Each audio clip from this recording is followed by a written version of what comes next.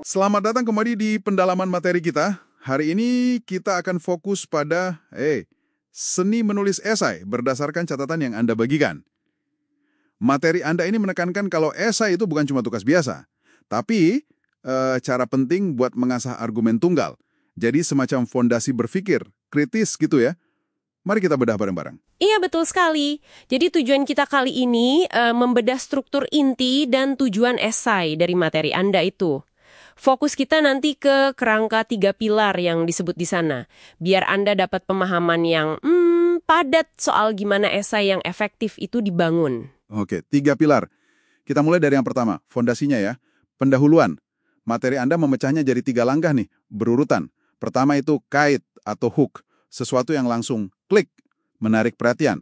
Bisa kutipan, fakta unik, atau pertanyaan. Terus ada latar belakang, konteks singkat topiknya aja, dan, nah ini dia yang paling penting, pernyataan tesis. Pernyataan tesis, ini jantungnya esai kan? Betul. Inti argumen Anda cukup 1-2 kalimat, tapi harus spesifik dan bisa diperdebatkan. Dokumen Anda kasih contoh bagus nih. Bandingin tesis kuat, misalnya, pendidikan musik wajib di SD itu meningkatkan fungsi kognitif dan sosial anak. Dibanding yang lemah kayak musik itu penting. Jauh banget bedanya ya. Iya, jelas sekali bedanya. Dan pernyataan tesis ini krusial banget. Anggap aja ini kompas Anda saat menulis. Seluruh esai nanti tujuannya cuma satu, membuktikan tesis itu. Materi Anda juga menekankan tesis yang kuat itu kasih arah jelas. Bukan cuma buat Anda sebagai penulis, tapi juga buat pembaca. Merumuskannya aja udah latihan berpikir kritis loh. Memilah inti argumen dari gagasan yang mungkin masih luas. Oke, jadi fondasi kuat di pendahuluan, tesis jadi pusatnya. Nah, terus setelah itu, gimana catatan Anda menyarankan kita membangun argumennya di bagian isi? Ini pilar kedua kan? Ya, bagian isi ini tempatnya kita nyajiin bukti dan argumen pendukung. Panduan Anda itu menyarankan minimal 3 paragraf lah. Masing-masing punya struktur yang jelas juga. Awali dengan kalimat topik, semacam mini argumen yang dukung tesis utama. Baru kemudian sajikan bukti. Ini bisa data, fakta, kutipan, contoh konkret, apa aja yang relevan. Dan ada satu lagi yang sering jadi pembeda nih, bagian analisis. Ini bukan sekedar kita taruh bukti gitu aja kan? Nah, justru itu kuncinya. Materi Anda kayaknya menekankan banget soal analisis ini. Mungkin karena ini sering jadi titik lemah ya. Disinilah sebetulnya pemikiran kritis Anda itu bekerja paling keras. Anda harus jelaskan, kenapa sih bukti ini relevan? Terus gimana caranya bukti ini secara logis memperkuat tesis utama Anda? Jangan sampai buktinya berdiri sendiri gitu. Harus dikaitkan lagi ke argumen besarnya. Oh gitu, jadi dijelaskan hubungannya ya? Persis.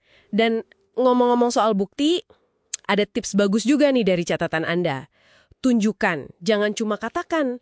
Maksudnya pakai deskripsi sensorik yang hidup. Contohnya bagus tuh. Daripada bilang dia sedih, coba deskripsikan bahunya terkulai, pandangannya kosong menatap lantai. Nah, ini bikin bukti atau deskripsi Anda jauh lebih berdampak. Ah iya, masuk akal. Jadi paragraf isi yang kuat itu, kombinasi poin yang jelas. Bukti relevan yang ditunjukkan, bukan cuma dikatakan.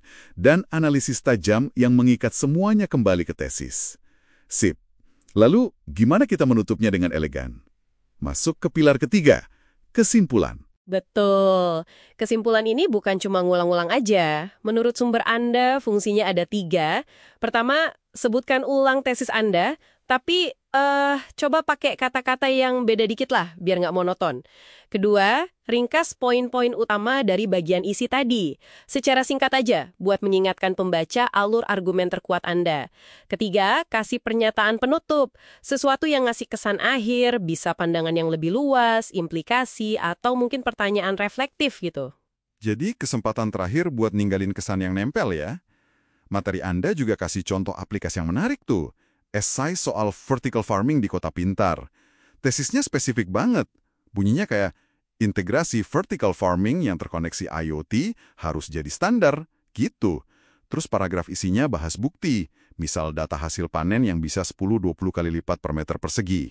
Dan dianalisis gimana itu menjawab isu ketahanan pangan atau jejak karbon. Alurnya jadi jelas banget ya. Iya, contoh itu bagus banget buat ilustrasi gimana struktur ini bantu menyajikan argumen yang mungkin kompleks jadi lebih teratur dan meyakinkan. Detail spesifik kayak berbasis IoT atau data hasil panen itu buktinya. Yang kemudian perlu dianalisis relevansinya ke tesis. Baiklah, oke. Jadi kalau kita rangkum nih, intisari dari materi yang Anda bagikan ini. Esai yang efektif itu, pondasinya satu argumen utama, tesis yang jernih. Dibangun di atas 3 pilar struktur, pendahuluan, isi, kesimpulan, dan diperkuat oleh bukti konkret yang dianalisis secara mendalam. Menguasai struktur ini, kayak yang ditekankan di awal tadi, itu sama aja mengasah alat berpikir kritis yang ampuh. Betul sekali, dan sebagai penutup, mungkin ada satu pertanyaan menarik nih yang muncul dari penekanan kuat pada struktur 3 pilar di panduan Anda ini. Coba Anda renungkan, adakah situasi di mana kita terlalu kaku gitu ya ikutin struktur ini, malah bisa ngehambat eksplorasi ide yang sebetulnya sangat kompleks, berlapis, atau penuh nuansa, ide-ide yang mungkin sulit banget dirangkum dalam satu tesis tunggal. Nah, gimana Anda sebagai penulis menavigasi tegangan ini antara butuh struktur yang jelas tapi juga ingin bebas menyelami topik secara lebih organik? Ini sesuatu yang menarik untuk dipikirkan lebih lanjut oleh Anda.